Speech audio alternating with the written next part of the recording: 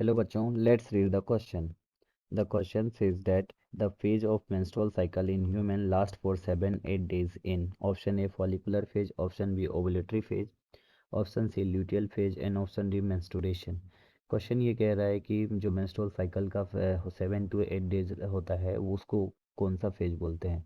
तो सबसे पहले इस क्वेश्चन के लिए की कॉन्सेप्ट समझना होगा, और इस क्वेश्चन के लिए जो की कॉन्सेप्ट होगा हमारा मेंस्ट्रुअल साइकिल होगा। मेंस्ट्रुअल साइकिल, मेंस्ट्रुअल साइकिल क्या है? ये एक पीरियोडिक साइकिल्स है, ये साइक्लिक चेंजेस होता है ह्यूमन फीमेल्स के अंदर, और इसका ये एक रेगुलर इंटरवल पे टाइम होता है, और इसका जो पीरियड होता है कितने टाइम का, 28 डेज के बाद अपने आप को रिपीट करता है। तो ये जो 28 डेज के बाद है, इसको समझने के लिए हम लोगों ने क्या करा, इसको 4 पार्ट में डिवाइड कर देते हैं। सबसे पहला जो फेजेस है जिसको हम लोग बोलते हैं मेंस्ट्रुअल फेज, मेंस्ट्रुअल फेज या बोल सकते हैं ब्लीडिंग फेज।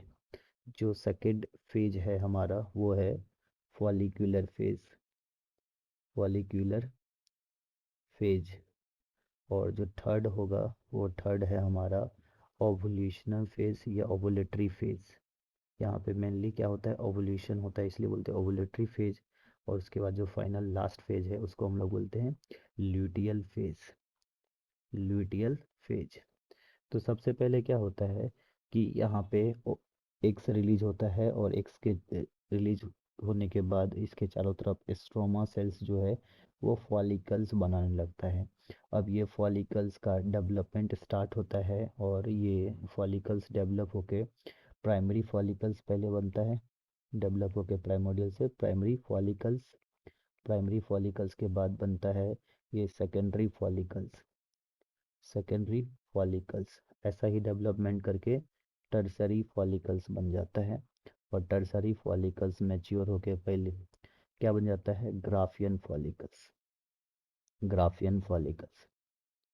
तो ये क्या है, एक फॉलिकुलर डेवलपमेंट चला, ये जितने भी फॉलिकुलर डेवलपमेंट चला ये किसके अंदर चला, सबसे पहला मेंस्ट्रुअल साइकिल्स के अंदर प्राइमोडियल फॉलिकल्स जो है डेवलप किया। डेवलप होने के बाद इसमें क्या हो गया, ब्लीडिंग होता गया, और इसका जो पीरियड्स चला ये 1 से 5 डेज तक, 1 से 5 दिन तक क्या हो गया, ब्लीडिंग फेज चला। धीरे धीरे ये फॉलिकुलर फेज डेवलप होकर ग्राफियन फॉलिकल्स बन गया, इन फॉलिकुलर फेज। और ये फॉलिकुलर फेज जो है वो 6 से 13th डे तक, या बोल सकते हो 14th तक चला। एट द 14th डे जो ओवल्यूशंस है, 14th डे ये ग्राफियन फॉलिकल्स रैप्चर हो गया, 14 डे रैप्चर हो गया ग्राफियन फॉलिकल्स, और क्या हो गया, एग्स बाहर आ गया।